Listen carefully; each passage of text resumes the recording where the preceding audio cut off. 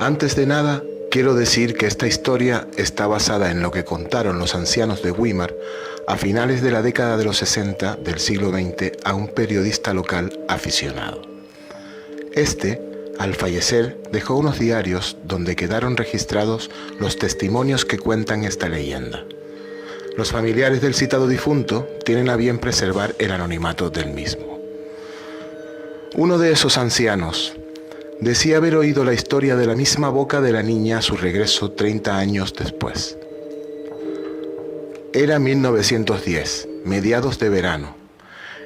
En el popular barrio guimarero de San Juan, en Tenerife, vivía una familia de campesinos, entre los cuales había una niña de 10 años, nuestra protagonista.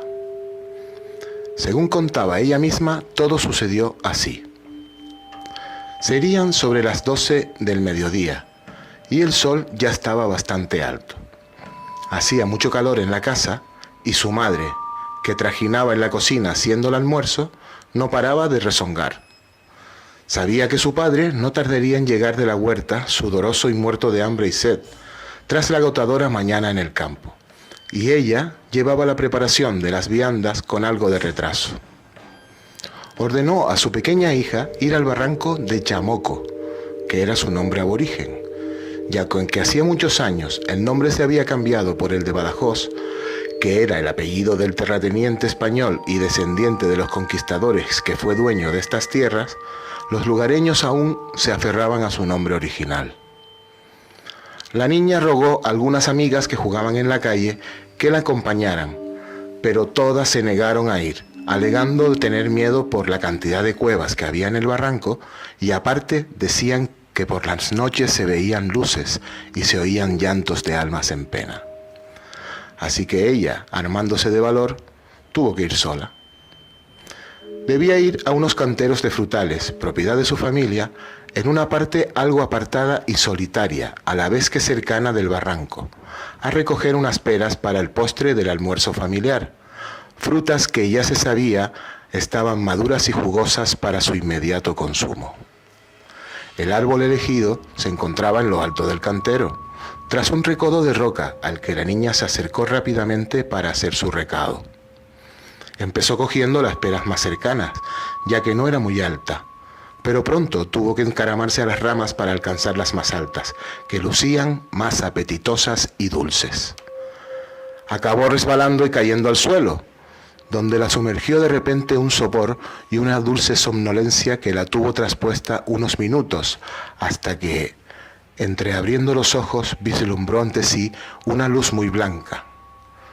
Se levantó asustada mirando esa maravillosa luz, de la que salió una figura que le tendía la mano.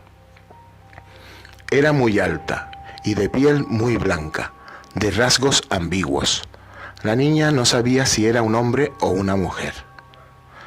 Le ofrecía una hermosa sonrisa y le transmitió seguridad y total confianza desde el primer momento.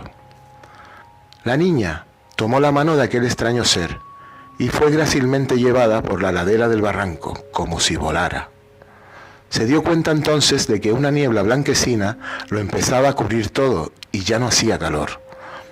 Todo se envolvía húmedo y frondoso a cada metro que recorría de mano de aquella criatura, que aun sabiendo que no era de este mundo, no le daba ningún miedo.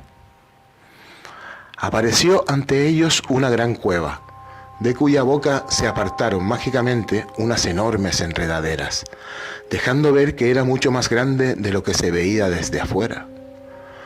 Al entrar, otros seres como aquel aparecieron y se unieron a ellos, dirigiéndose todos a una abertura que había en el fondo de la cueva de donde salía mucha luz. Al traspasar ese umbral, entraron en lo que la niña describió como el jardín del Edén. Enormes pastos, flores, pájaros y todo tipo de animales y plantas retozaban en una armonía que se podía sentir en lo más profundo del alma. De pronto la niña recordó a su madre, a su familia, y le entró miedo. Pero el ser inmediatamente se dio cuenta y le dijo, sin abrir los labios, que no se preocupara, que si quería regresar podría hacerlo, aunque la invitó a quedarse y disfrutar de la felicidad sin fin de aquel vergel. Para regresar, tan solo tendría que dejar la mejor de las peras que aún llevaba en la cesta colgando de su brazo. Plantarían sus semillas, y así algo suyo perdurará allí para siempre. La niña, con los ojos llenos de ilusión, aceptó, y ofreciendo una enorme y jugosa pera a su nuevo amigo, volvió con él, haciendo el camino de regreso de la misma y mágica manera. De repente se despertó bajo el peral. Hacía mucho calor y sudaba.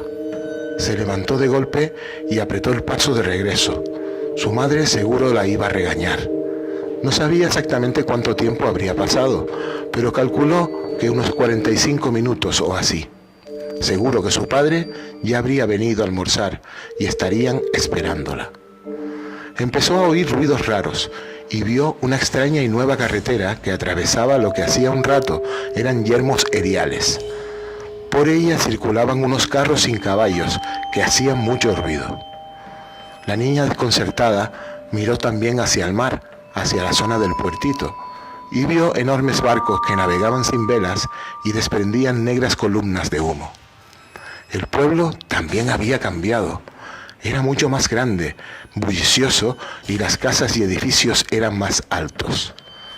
Cuando dobló la esquina para disponerse a subir la empinada cuesta que iba a su casa, se cruzó con una mujer de unos 40 años, que quedó absorta mirándola, al tiempo que se echó a correr aterrada hacia la puerta de la casa que encontraba, tocando en todas y gritando que abrieran la puerta, que salieran deprisa, que había regresado la niña de las peras. Había regresado 30 años después, y con la misma ropa y la misma edad, no paraba de gritar y tocar en todas las puertas. Esa señora, cuarentona, era una de las niñas que se negó a acompañarla 30 años antes, para ella, pero escasos 45 minutos para la niña. Esta es la historia de la niña de las peras.